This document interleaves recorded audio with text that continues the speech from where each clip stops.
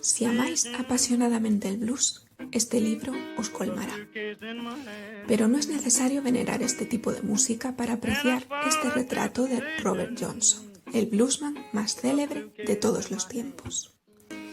Esta es una obra maestra, tanto por la calidad del dibujo como de la narración, que supera el marco de la simple novela gráfica gracias a la poesía de sus textos y a la magnificencia de sus páginas, cada una de las cuales es una obra de arte. Lawrence Cohn, productor de Robert Johnson. Pobre Robert, los apóstoles de la virtud deben considerar merecido tu trágico destino.